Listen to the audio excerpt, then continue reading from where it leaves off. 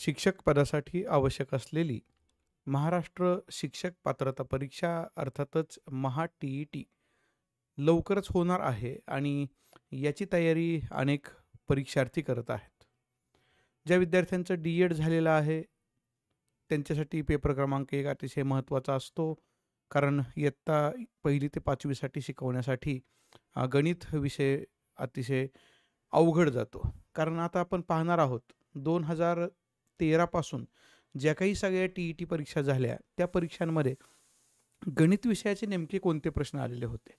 आता मग गणितच का घ्यायचं याचं कारण तुम्हाला समजलेलं असेल. अनेक विद्यार्थ्यांना म्हणण्यापेक्षा विद्यार्थी शिक्षकांना, परीक्षार्थ्यांना त्या टी-ई-टीमध्ये जर पेपर देऊन बाहेर आले, तर ते सांगतात की गणितं फारच अवघड होती. परंतु ही गणितं आपल्या फार अवघड भागातली नसतात. ती खरं तर 8वी पर्यंतच्या लेव्हलचीच आहेत. सहजपणे सुटतात.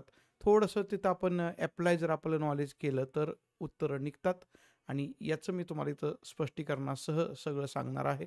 व्हिडिओ शेवटपर्यंत पहा. या सीरीजमध्ये तुम्हाला गणिताचे पेपर क्रमांक 1 मध्ये आलेले सगळे प्रश्न आणि पेपर क्रमांक 2 मध्ये सुद्धा आलेले सगळे प्रश्न क्रमाने मिळणार आहेत. सध्या सगळा फोकस जो आपण करतो आहोत तो गणितावर. त्याचं कारणही तसंच आहे. मगाशी मी सांगितलं त्याप्रमाणे गणित हा विषय 30 मार्कांचे आहेत आणि 30 मार्कांपैकी विद्यार्थ्यांना फार तर 5 किंवा 6 मार्क मिळतात असं त्यांचं म्हणणं आहे आणि त्यांना इथून पुढं मार्क वाढावेत म्हणून आले होते कशा प्रकारचे प्रश्न, ते का सुटले नाहीत, ते कसे सोडवायचे होते, हे जर कळलं तर ते विद्यार्थी पुढं जाऊन पुढच्या परीक्षेच्या वेळेला नक्कीच गणितामध्ये चांगले मार्क मिळवू शकतील. म्हणून आपण ही तयारी करत आहोत. आत्ता आपल्यासमोर आहे तो पेपर 2013 साली झालेला पेपर क्रमांक 1 1ली ते 5वी साठी बैठक क्रमांक या ठिकाणी पुसून टाकलेला आहे आणि आज आपण पाहतोय ते प्रश्न क्रमांक 91 ते 100 याच सिरीजमध्ये तुम्हाला 101 ते 110 आणि 111 ते 120 असेही पुढं वेगवेगळे गणिताचे प्रश्न कसे सोडवायचे हे समजेल. त्याचबरोबर त्या पुढच्या सगळ्या परीक्षा 2024 पर्यंत झालेल्या क्रमाने आपण सगळे प्रश्न गणिताचे पाहणार आहोत.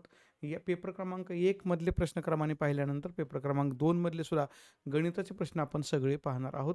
चला तर मग सुरुवात करूया प्रश्नांना. आजचा आपला प्रश्न हा पहिला सुरू होतोय. तत्पूर्वी वरच्या बाजूला एक लिंक दिलेली आहे. त्या लिंकमध्ये प्लेलिस्ट आहे. त्या लिंकमध्ये सगळे व्हिडिओज टी-ई-टी संदर्भातले गणिताचे आपण एकत्रपणे पाहू शकतो. त्या प्लेलिस्टला क्लिक करा.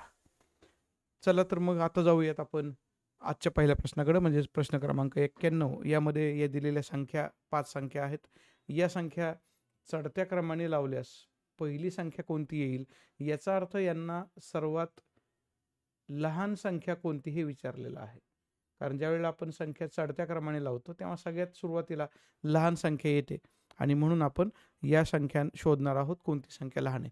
जर तुम्ही इथं भाग लावून पाहिलं तर 11/14 जर तुम्ही भागाकार केला याप्रमाणे 11/14 तर याचं उत्तर जे आहे ते तुमचं उत्तर आलं असतं 0.78. म्हणजे इथंच मी पुढे लिहितो 0.78. 19/24 जर तुम्ही भाग लावला असता तर त्याचं उत्तरही तुमचं आलं असतं 0.79 आणि 1 आणि 6च्या डोक्यावर टिपका म्हणजे 6 आवर्ती आहे. त्याच्याबद्दल आपण नंतर बोलूयात. 13/18 हा जर भागाकार आपण केला असता तर उत्तर आलं असतं 0.722. अर्थात तुम्हाला इथं मी भागाकार शिकवणं अपेक्षित नाही. तुम्हाला तो भागाकार ऑलरेडी येतो आहे असं गृहीत धरलेलं आहे. इथं आलं असतं 0.8709 आणि 6. मग आता या जर संख्यांमध्ये तुम्ही पाहिलं तर सगळ्यात लहान जी संख्या आहे सगळ्यात लहान ती इथं तुम्हाला दिसते 0.722 ही सर्वात लहान संख्या आहे. म्हणजेच 13/18 ही संख्या सर्वात लहान आहे. म्हणजे इथं आपलं जर उत्तर लिहायचं असतं किंवा गोल काळा करायचा असता तर पर्याय क्रमांक 3 हा गोल आपण काळा केला असता. म्हणजे तुम्हाला इथं वेगाने भागाकार करणं गरजेचं होतं या प्रश्नामध्ये. अशा पद्धतीने आपण सगळेच प्रश्न क्रमाने पाहणार आहोत. 91 क्रमांकाचा हा प्रश्न झाला. त्यानंतर प्रश्न क्रमांक 92 मध्ये 4, 8, 9, 2 यातील प्रत्येक अंक एकदाच वापरून तयार होणाऱ्या 4 अंकी जास्तीत जास्त संख्या किती असतील. आता याच्यासाठी आपण पहिल्यांदा सुरुवात करूयात. समजा 1 अंकी संख्या असली 1 अंकी तर 1च मिळेल. तिला आपल्याला काही पुढे माग करता येणार नाही. मात्र जर 2 अंकी असतील तर आपल्याला तिथं ऑप्शन शिल्लक राहतो. आपण 2 अंकी संख्येत समजा तुमच्याकडे मी संख्या लिहून दिली समजा 25, तीच तुम्हाला 52 अशी पण लिहिता येईल. म्हणजे 2 अंकी संख्या जर लिहायची म्हणलं, तर आपण इथं किती लिहू शकतो? 2 संख्या लिहू शकतो. आता याच्यावरून आपण एक सूत्र तयार करूयात.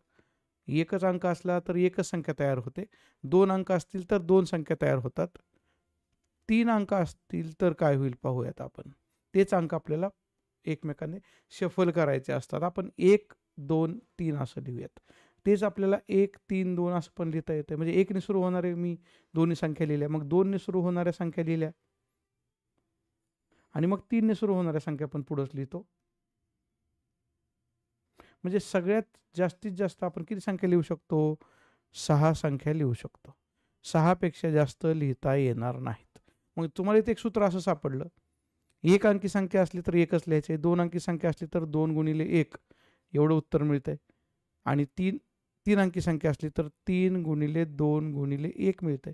मग जर 4 अंकी संख्या घ्यायची म्हणलं आणि वेगवेगळे कॉम्बिनेशन्स तयार करायचे म्हणलं, तर इथं आपल्याला लिहावं लागेल 4 गुणिले 3 गुणिले 2 गुणिले 1 म्हणजे 4 त्रिक 12, 12 दुणे 24 आणि म्हणून इथं 24 हा पर्याय बरोबर आहे. पर्याय क्रमांक 4. तुम्ही तिथं संख्या लिहित बसणं अपेक्षित नाही. तुम्ही संख्या लिहायचीच नाही आहे. तुम्ही हे सूत्र सरळ वापरायचं आणि डायरेक्ट उत्तर काढायचं आहे. 24 संख्या आपल्याला जास्तीत जास्त मिळणार आहेत. तुम्ही हे व्हिडिओज पुन्हा थांबवून पाहू शकता, पॉज करून पाहू शकता, सूत्र लिहून घेऊ शकता. वेगवेगळ्या अंक दिलेले आहेत, त्याच्या किती संख्या तयार होऊ शकतील. तुम्ही इथं लगेच पुढे जाऊन 5 अंकी संख्या जर असेल तर त्याचे परमुटेशन कॉम्बिनेशन करून जास्तीत जास्त किती संख्या तयार होऊ शकतील ते उत्तर पण काढून तयार ठेवा. कदाचित पुढच्या येणाऱ्या परीक्षेमध्ये तो प्रश्न येऊ शकतो. आता इथं तुम्हाला गणिताबद्दलची थोडी माहिती असणं गरजेचं आहे.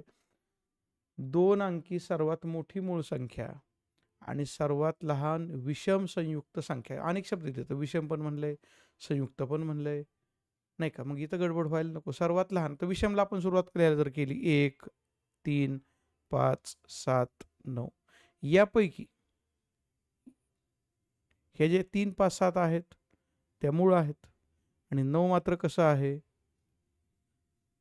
संयुक्त संख्या आहे. म्हणजे काय म्हणायचं त्यांना नेमकं कळलं का तुम्हाला? सर्वात लहान विषम संयुक्त संख्या. इथं आपल्याला हे 9 मिळालेलं आहे. सर्वात लहान विषम संयुक्त संख्या असते 9. तुम्ही म्हणाल की मग 7 का नाही घेतलं? कारण 7 ही संयुक्त नाही, ती मूळ संख्या आहे. 5 सुद्धा मूळ आहे, 3 सुद्धा मूळ आहे. 1 का नाही घेतलं? कारण 1 ही मूळ पण नाही आणि 1 ही संयुक्त सुद्धा नाही. त्यामुळे 1ला बाजूला सोडून द्यायचं. 9 मिळाला आपल्याला. त्याचप्रमाणे 2 अंकी सर्वात मोठी मूळ संख्या. 2 अंकी सर्वात मोठी मूळ संख्या म्हणजे ती 100 पेक्षा लहान असणार आहे. मग 100 पेक्षा लहान मूळ अंकी संख्या 2 अंकी मूळ संख्या जी आहे ती 97 आहे. म्हणजे तुम्हाला इथं त्यांची बेरीज करायला सांगितलं होतं. 9 अधिक 97 बरोबर 106 आणि 106 आपल्याला इथं दिसतंय पर्याय क्रमांक 2 मध्ये. याच पद्धतीनं म्हणजे तुम्हाला गणिताच्या काही बेसिक गोष्टी माहिती असणं गरजेचं आहे. याच्यामध्ये तुम्हाला काय माहिती पाहिजे? आता तुम्ही काय पाठ करून ठेवणं गरजेचं आहे असं मला वाटतं ते पाहितं. तुम्ही इथं 100 पर्यंतच्या मूळ संख्या तुम्हाला माहिती पाहिजेत. तुम्हाला मूळ संख्या, संयुक्त संख्या ही संकल्पना माहिती पाहिजे. मग तुम्हाला हे उत्तर काढता आलं असतं. अर्थात पुढे जरी अशा प्रकारचा प्रश्न आला तरी तुम्ही तो नक्की सोडवणार आहात, कारण तुम्ही आता मूळ संख्या वगैरे पाठ करून घेणार आहात. यानंतर प्रश्न क्रमांक 94 त्यामध्ये तुम्हाला ग्रॅम हा शब्द सगळीकडे दिसतो आहे. आता त्याच्या अगोदर जे लागलेलं आहे प्रिफिक्स त्याच्यामध्ये किलो म्हणजे किती ते इथं मी लिहून ठेवतो लगेच. किलो म्हणलं की 1 गुणिले 1000 करावं लागतं, कारण आपला किलोग्रॅम, किलोमीटर हे शब्द माहीत आहेत म्हणून. हेक्टो म्हणलं कारण हेक्टर असा शब्द आपण वापरतो आणि हेक्टर ज्या वेळेला आपण शब्द वापरतो ना त्यावेळेला आपण 100 आर घेतो, म्हणजे 100 गुंठे घेतो. म्हणजे हेक्टोमध्ये 100 ने गुणावं लागतं. जर डेका असला शब्द तर डिकेड, आणि डिकेड म्हणजे 10 हा इंग्रजी शब्द आहे. म्हणजे ग्रीक वर्ड आता लक्षात घ्या थोडंसं. म्हणजे काही शब्द हे ग्रीक भाषेतून, लॅटिन भाषेतून आले. त्याच्यामध्ये डिकेड म्हणजे 10, डेका म्हणजे 10 आणि म्हणून बघा आपल्याकडं जो डिसेंबरचा महिना आहे तो जरी 12वा असला तरी त्याचा खरा पहिला अर्थ होता 10वाच. नंतर हे 2 जानेवारी आणि फेब्रुवारी महिने नंतर वाढलेले महिने आहेत. थोडं तुम्ही त्या कालमापनामध्ये जेव्हा माझा तास पाहाल तेव्हा तुम्हाला ते कळेल. आता इथं लक्षात घ्या डेका म्हणजे 10 ने गुणायचं असतं आणि शेवटी पुन्हा हेक्टो दिलेला आहे. हेक्टो म्हणजे आपण 100ने गुणतो, ते काही मी लिहायची गरज नाही. आता दिलेल्या माहितीप्रमाणे आपण लिहून घेऊयात. 0.9 किलोग्रॅम आहे. म्हणजे ते जर आपण ग्रॅममध्ये केलं तर ते 1000ने गुणावं लागेल, कारण किलो शब्द काढण्यासाठी 1000ने गुणावं लागतं. म्हणजेच याचा अर्थ असा झाला 0.9 गुणिले 1000 जर केलं तर त्याचं उत्तर येणार आहे 900 ग्रॅम. असंच आपण पुढे जाऊयात सोडवत. आधी आपण सगळे आकडे काढून घेऊ. 3.5 हेक्टोग्रॅम म्हणले म्हणजे आता 100ने गुणावं लागेल. मग 3.5ला जर 100ने गुणलं तर त्याचं उत्तर आलं असतं 350 ग्रॅम. क्रिया जी आहे ते आपण शेवटी करू. अगोदर आपल्याला त्याचे आकडे तर काढता आले पाहिजेत. 22.5 डेकाग्रॅम, डेका म्हणजे 10ने गुणायचं आणि जर याला 10ने गुणलं तर ग्रॅममध्ये आपल्याला 225 ग्रॅम मिळणार आहे. समजून घ्या. तुम्हाला जरी आता इथं 1-2 मिनिट जास्त लागत असतील तरी फार काळजी करू नका. कारण काय होतं की विद्यार्थ्यांना मुळात संकल्पनाच बोंबल्याला माहिती नसतात. मी स्पष्ट सांगतोय. किलो, हेक्टो, डेका, डेसी हे सगळं आपल्याला माहिती. डेसी म्हणजे 10 हे आपल्याला माहित होतं का? नव्हतं. त्याप्रमाणे आपण सेंटी, मिली, मेगा, नॅनो हे शब्द नुसतेच वापरतो. प्रत्यक्षात त्यांचा वापर आपल्याला उदाहरणांमध्ये करता आला पाहिजे. त्याचप्रमाणे 9.25 हेक्टोग्रॅम म्हणलं. हेक्टो म्हणजे त्याला 100ने गुणावं लागेल. म्हणजे याप्रमाणे इथं येणार आहे 925 ग्रॅम. हे सगळ्याला आपण आता ग्रॅममध्ये करून घेतले. आता दिलेल्या माहितीप्रमाणे आपण लिहूयात. दिलेल्या माहितीप्रमाणे आपलं उत्तर काढायचं 0.9 किलोग्रॅम म्हणजे 900 ग्रॅम. वजा चिन्ह काढलं, कंसात लिहिलं. काय लिहिलं कंसात? 3.5 हेक्टोग्रॅम म्हणजेच 350 ग्रॅम. आता ग्रॅम मी सगळीकडे लिहित बसत नाही, काही गरज नाही. त्यानंतर अधिक चिन्ह आहे. 22.5 डेकाग्रॅम म्हणजेच 225 ग्रॅम आणि पुन्हा अधिक चिन्ह आहे. 925 ग्रॅम घ्यावे लागणार आहेत, कारण 9.25 हेक्टोग्रॅम सांगितले. आता हे आपल्याला सोडवता येईल, कारण कंसाचा भाग आधी सोडवावा लागतो ना. आपला आणखी एक नियम आहे गणितामधला, BODMAS. या नियमाप्रमाणे बी म्हणजे ब्रॅकेट, ब्रॅकेट आधी सोडून घ्यावं लागेल. म्हणजे 900 वजा या दोघांची जर तुम्ही बेरीज केली तर ती 575 आली असती आणि परत 925 आहे. आता तुम्ही इथं बेरीज वजाबाकी करू शकता आणि त्याचं उत्तर तुमचं येणार आहे 1250 ग्रॅम. आणि मग 1250 ग्रॅम इथं दिसतंय तुम्हाला.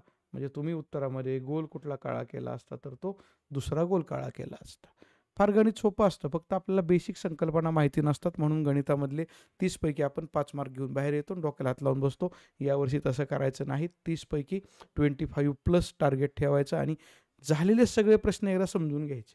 तेच महत्त्वाचं काम आहे तुमच्यासमोर. ते तुम्ही एकदा समजून घेतले की तुम्हाला पुढं उत्तरं मिळणार आहेत.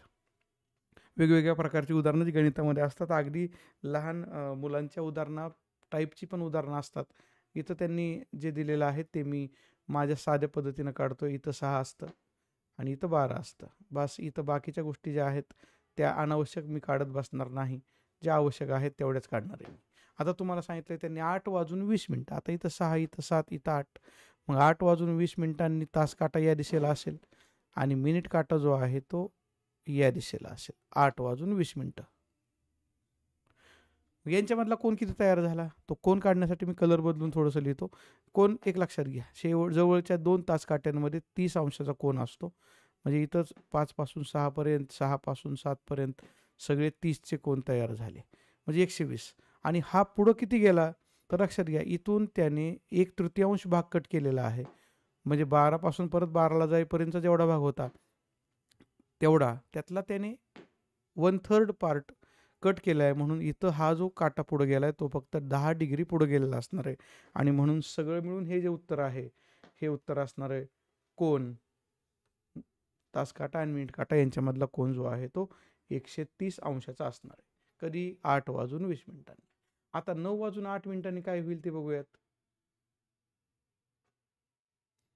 इकडं 9 असतं, इकडं 3 आहे, 1 आणि 2. इथं कुठंतरी या दिशेने तो मिनिट काटा आहे आणि या दिशेने तास काटा आहे. थोडासा वरती सरकलेला, पूर्णपणे 9 जवळ नाही. मग तो किती वर सरकला ते आपण बघू. आता आधी आपण ठोकळ आकडे घेऊयात. बघा, हा 30 आणि 12 पासून 1 पर्यंतचा हा 30. हे 30 तर तिघं झाले, हे नक्की. राहिलं काय काय मग शिल्लक? तर आता एक लक्षात घ्या, या पॉईंट पासून हा जो कोण तयार झाला तो तुम्हाला संपूर्ण घेण्यापेक्षा आपण इथून पुढचा घेऊ फक्त, कारण तिथं 30 आपण ऑलरेडी मोजलेलं आहे. यापैकी इथं जे काही 5 भाग होते त्यापैकी 4 भाग वापरलेले आहेत. किती भाग वापरलेले आहेत? 4. मग जर तसं असेल तर 30चे 5 भाग करा. प्रत्येक भाग होईल 6 अंशाचा. म्हणजे 6 अंशाचा प्रत्येकी भाग गुणिले 4, म्हणजे हा जो कोन आहे तो आला असता 24. बघा किती बारकाईने जावं लागतं. हे 24. आता इथं 8 मिनिट 8 मिनिट मिनिट काटा पुढे सरकेपर्यंत 4 अंश 9 पासून काटा वर सरकला, म्हणजे शिल्लक किती राहिलं? 26 अंश शिल्लक राहिलं. मग आता बेरीज करावी लागेल. 26 अधिक 30 अधिक 30 अधिक 30 अधिक 24, सॉरी 26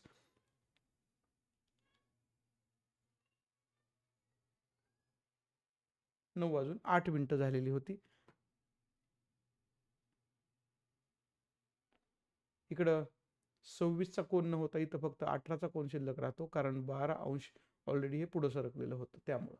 म्हणजे या पद्धतीने आपल्याला इथं 12 18 आलं असतं. 18 अधिक 30 30 सगळ्यांची बेरीज जर आपण केली तर ती आली असती 134 अंश 9 वाजून 8 मिनिटांनी. आणि मग या सगळ्या कार्यक्रमामध्ये आपल्याला विचारला होता फरक. तो फरक आला असता 134 वजा 130 बरोबर 4 अंश, आणि तो दिलेला होता पर्याय क्रमांक 1. म्हणजे इथं आपल्याला घड्याळाच्या काट्यांमधील कोन किती असतो याची बेसिक थिअरी माहिती असणं गरजेचं आहे, तर हा प्रश्न सुटू शकतो. प्रत्येक वेळेला किती मिनिट काटा पुढं सरकल्यावर तास काटा किती अंशातनं पुढं सरकेल हे सुद्धा आपल्याला माहिती असणं गरजेचं आहे. चला पुढच्या प्रश्नाकडे जाऊयात. आकृती ए मध्ये आयत आहे, त्याच्या आतमध्ये एक त्रिकोण बसलाय आणि आयत बी मध्ये पण एक त्रिकोण बसलेला आहे. आता यामध्ये त्यांनी आणखी एक माहिती सांगितलेली आहे. ए मधील आयताची लांबी 20, इथं लिहितो लगेच. ए मधील आयताची लांबी 20 आणि रुंदी आहे 10. हे 20 आणि 10 दिलेले, म्हणजे याचा थोडक्यात काय अर्थ झाला की याची उंचीच 10 दिलेली आहे त्रिकोणाची, असं समजून टाका डायरेक्टली. आता इथं बी मध्ये काय सांगितलंय त्यांनी? लांबी रुंदी दुप्पट आणि दीडपट. म्हणजे असं म्हणायचं की लांबी दुप्पट आहे आणि रुंदी दीडपट आहे. मग लांबी जर दुप्पट असली तर 20च्या दुप्पट 40 होईल, म्हणजे पाया 40 होईल. आणि रुंदी जी आहे ती दीडपट सांगितली, म्हणजे 10च्या दीडपट 15 होईल, म्हणजे इथं 15 येणार आहे. म्हणजे जर तुम्हाला त्रिकोण पहिला, म्हणजे हा पहिला ए मधला त्रिकोण जर तुम्ही घेतला तर त्याचं उत्तर आलं असतं 1/2 गुणिले पाया गुणिले उंची, म्हणजेच 1/2 पाया होता 20, उंची होती 10. याचं उत्तर आलं असतं 150 चौरस सेंटीमीटर चौसेमी. आणि जर दुसरा त्रिकोण तुम्ही घेतला बी त्रिकोण, त्यामध्ये काय झालं? पुन्हा सूत्र आपण लिहिणार नाही, डायरेक्ट पाया घेतला 40 आणि उंची घेतली 15, तर 40 गुणिले, सॉरी इथं माझ्याकडनं 20 गुणिले 10 साठी लिहिता लिहिता ते गडबडीमध्ये होती तशी गडबड, मी इथं लिहिलेलं होतं खरं तर 100, कारण 20 गुणिले 10 म्हणजे 200, 200 भागिले 2 म्हणजे 100. पहिलं होतं उत्तर 100 चौरस मीटर. आणि दुसरं जे आहे 40 गुणिले 15 भागिले 2, याचं उत्तर आलं असतं 300 चौरस मीटर. हे जे काही शेडेड एरिया आहे तो त्रिकोण आहे, त्यांचेही क्षेत्रफळ आपण काढलेले आहेत. त्यांनी असं विचारलेलं आहे, दोन्ही आयतांमधील रेखांकित भागाच्या क्षेत्रफळातील फरक किती? मग जर फरक काढायचा असला तर 300 वजा 100 करावं लागलं असतं, उत्तर आलं असतं 200. आणि पर्याय क्रमांक 1 बरोबर दिलेला आहे 200. म्हणजे याच पद्धतीने आपल्याला उत्तरं काढावी लागणार आहेत. गणिताच्या ज्या बेसिक गोष्टी असतात त्यामध्ये सूत्र, त्रिकोणाचं क्षेत्रफळ, आयताचं क्षेत्रफळ, त्याचबरोबर वेगवेगळ्या आकृत्यांची क्षेत्रफळ आपल्याला काढताच आली पाहिजेत. पायथागोरसचा नियम वापरता आला पाहिजे, तो एक प्रामुख्याने बऱ्याच ठिकाणी असतो. जे जे काही येईल त्या त्या वेळेला आपण त्या त्या गोष्टी सांगू, त्या त्या वेळेला तुम्ही त्या पुन्हा जाऊन लिहून काढायचे आहेत, सूत्र सगळी लिहून काढायची आहेत, तर उत्तरं काढता येणार आहेत. त्यानंतर प्रश्न क्रमांक 97 मध्ये तुम्हाला अशा प्रकारचं हे सोडवायला सांगितलेलं होतं. प्रत्यक्षामध्ये इथं जे चिन्ह आहे ना ते मला दुरुस्त करून द्यावं लागेल, कारण फोटोमध्ये ते नीट आलेलं नव्हतं. हे भागाकाराचं चिन्ह होतं आणि हे सुद्धा भागाकाराचं चिन्ह होतं.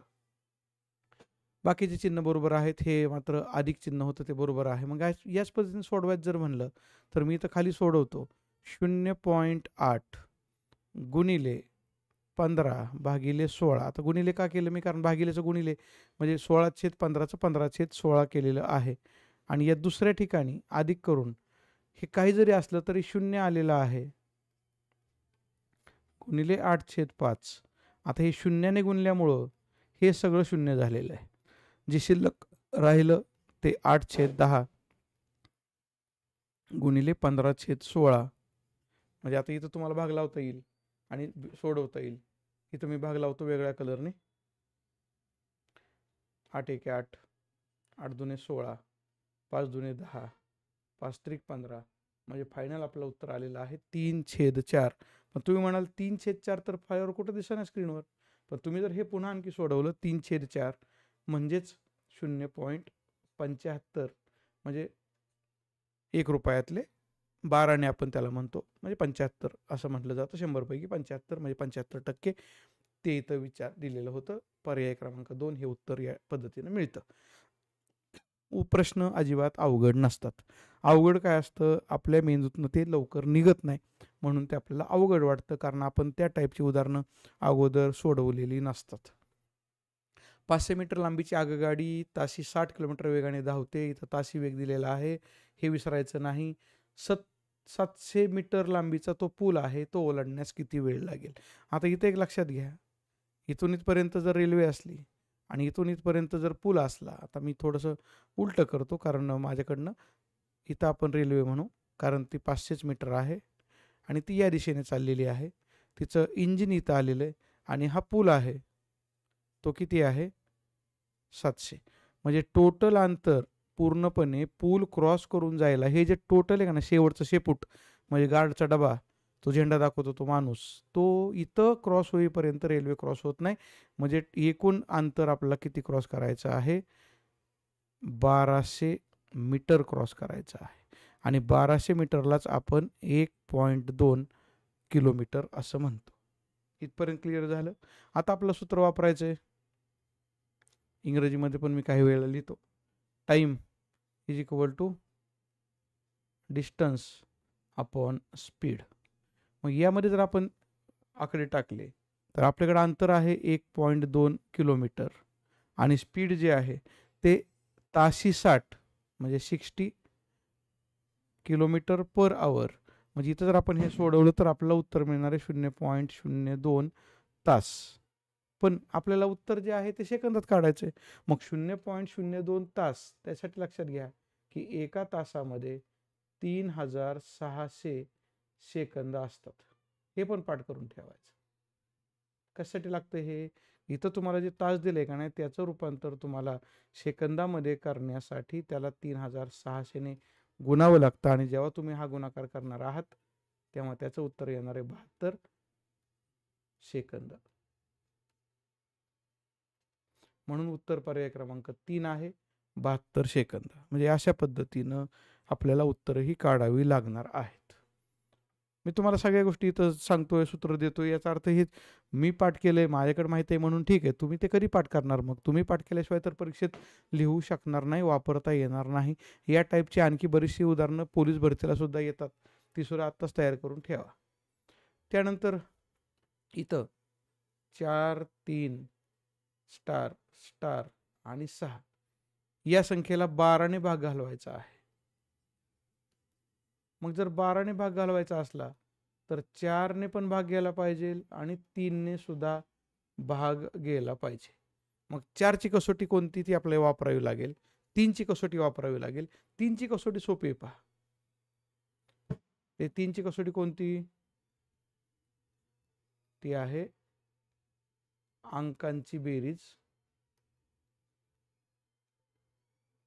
अंकांच्या बेरजेला 3ने भाग जर गेला तर 3ची कसोटी ओके होते. मग इथं तुम्ही जर बेरीज केली ना 4 + 3 + 6 तर बेरीज किती झाली? 13. आता जर तुम्ही इथं 5 आणि 5 10 मिळवले, मी आता फक्त मिळवणार नाही, तोंडी सांगणार आहे. समजा तुम्ही पहिला पर्याय घेतला, 5 आणि 5 10 मिळवले तर 23ला 3ने भाग जात नाही, म्हणजे हा पर्याय कट झाला. इथं तुम्ही जर दुसरा पर्याय 4 घेतला तर 4 आणि 4 8, कारण दोनदा घ्यायचा आहे ना तो पर्याय, म्हणून 4 आणि 4 8 घेतले तर 21. हां, इथं मात्र जर घेतलं 8 तर 21 म्हणल्यावर 3 ने भाग जातो. हे असू शकेल म्हणतोय बरं का मी, असेलच असं नाही. मी फक्त बरोबर चिन्ह काढले कारण मी सध्या 3 ची कसोटी वापरतोय. नंतर 4 ची कसोटी वापरल्यावर मग आपल्याला कळेल की त्या संख्येला 4 ने भाग जात नाही. बघू आपण ते नंतर. त्याचबरोबर जर 7 घेतला आपण, किती 13 अधिक 7 अधिक 7 म्हणजे 13 अधिक 14 27 याला सुद्धा भाग जातो 3 ने, म्हणून हे सुद्धा उत्तर असू शकतं. तसंच 3 आणि 3 6 जर आपण घेतलं तर 13 अधिक 6 19, 19ला भाग जात नाही. हा पर्याय झाला कट. म्हणजे पर्याय 2 किंवा 3 बरोबर असू शकेल. पण आता 4 ने भाग लावून बघू की आपण. म्हणजे जर आपण 4 ने भाग लावला, कशाला लावला भाग? 4, 3, 4, 4, 6 या संख्येला. तर काय होतंय बघू आपण. तर 4 एके 4, 0 राहिला, 3 घेतला, शून्याचा भाग लागला. शून्याचा भाग लागला ना इथं. त्यामुळं पुन्हा आपण 3 लिहून त्याच्यावरती 4 घेतला. आता 4 ने पाडा म्हणल्यानं 4 8 32. मी भाग लावून दाखवणार आहे. 2 राहिले, वरून पुन्हा 4 घेतला. 4 सक 24, 0 वरून घेतला 6, 4 एके 4. शिल्लक राहिले 2. म्हणजे या संख्येला चित्र 4 4 घेऊन भाग जात नाही. म्हणून फक्त आणि फक्त पर्याय क्रमांक 3 शिल्लक राहिला. इथं 7 असणं गरजेचं होतं. म्हणून इथं पर्याय 3 आहे. असं करून बघायचं. मी काय म्हणतो, तुम्ही 30 प्रश्न तुम्हाला दिलेत. त्या 30 पैकी तुम्ही 25 सोडवा, पण पक्के सोडवा ना मार्क मिळण्यासारखे. नुसत्या 30च्या 30ला ढगात गोळ्या मारण्यापेक्षा किमान 15-20 प्रश्न आपण असे सोडवले, बाकीच्या 10ला मारल्या ढगात गोळ्या, तर जमू शकतं ना. त्या 10 पैकी 2-4 तर येतील बरोबर आणि हे 20 पैकी 20 मिळतीलच. परफेक्ट सोडवलं पाहिजे पण त्यासाठी. इथून पुढचे सगळे व्हिडिओज तुम्ही जर पाहिले गणिताचे, तर तुमचा एक बेस तयार होईल. त्याच्या सहाय्यानं तुम्हाला परीक्षेत उदाहरणं सोडवता येतील. मात्र सगळी उदाहरणं मी जी सोडवून देणार आहे ती तुम्ही वेळच्या वेळेला बघणं गरजेचं आहे. पुढचा व्हिडिओ कोणता असेल तेही तुम्हाला या व्हिडिओच्या शेवटी दाखवलेला असतं. तोही पुढचा व्हिडिओ पाहायचा किंवा बेस्ट वे आपलं प्लेलिस्टमध्ये जायचं आणि प्लेलिस्टमधून व्हिडिओ पाहायचा. हे उदाहरण जे आहे ते कॅलेंडरवर दिलेलं असतं. दिनदर्शिकेबद्दलचे हे उदाहरण आहे. 2011 साली गांधी जयंती. आता गांधी जयंती कधी असते? 2 ऑक्टोबरला. आणि सुदैवानं म्हणजे आज मी जो व्हिडिओ तयार करतो आहे, आज दसरा पण आहे. 2 ऑक्टोबर 2025 आणि आजच गांधी जयंतीसुद्धा आहे. त्याचबरोबर लालबहादूर शास्त्री जयंतीसुद्धा आहे. म्हणजे अशा पद्धतीनं 2 ऑक्टोबर हा आजचाच दिवस आहे आणि आजच्या दिवशी आपण गांधी जयंतीचं उदाहरण पाहतोय. अर्थात आज जरी गुरुवार असला तरी 2011 साली काय होतं? रविवार होता. तर त्याच वर्षातील प्रजासत्ताक दिनाचा वार कोणता असं विचारलेलं आहे आणि आपल्याला सगळ्यांना माहिती आहे, प्रजासत्ताक दिन हा 26 जानेवारीला असतो. बऱ्याच विद्यार्थ्यांच्या मनामध्ये अजूनसुद्धा प्रजासत्ताक दिन, महाराष्ट्र दिन आणि स्वातंत्र्य दिन याच्याबद्दल गफलत असते. मी हे विधान असं म्हणतोय याचा अर्थ चुकीचं आहे असं नाही. तर आता आपण समजून घेऊया. चला, आपल्याला जानेवारीपासून सुरुवात करायची आहे. जानेवारीमध्ये आपल्याला कुठली तारीख पाहिजे? 26. बरोबर. मग राहिले किती दिवस? 6 दिवस राहिले. कसे काय? बघा ना, 26, 27, 27, 28, 29, 30 आणि 31चा महिना असतो ना. 26 धरायचं आहे, सोडायचं नाही. का धरायचं? कारण 26ला आपल्याला दिवस काढायचा आहे ना. तेवढे आपण परत माघारी येणार आहोत ऑक्टोबर महिन्यापासून. जानेवारीनंतर फेब्रुवारी. मी इथं डायरेक्टली लिहू शकतो फेब्रुवारीमध्ये 0. 0 का लिहिलंय मी? कारण फेब्रुवारी असतो 28चा. त्याला 7 ने भाग जातो म्हणून मी डायरेक्ट 0 लिहिलंय. मार्च घ्या. मार्चमध्ये मी 3 लिहिलंय. का 3 लिहिलं? कारण तो असतो 31चा. 7 ने भाग लागल्यावर 7 चोक 28, 3 दिवस शिल्लक राहतात. एप्रिल. त्याचप्रमाणे एप्रिलसाठी 2 घ्या. मेसाठी पुन्हा 3 घ्या. जूनसाठी 2 घ्या. जुलैसाठी 3 घ्या. ऑगस्टसाठी पुन्हा 3च घ्या कारण ऑगस्ट 31चा असतो.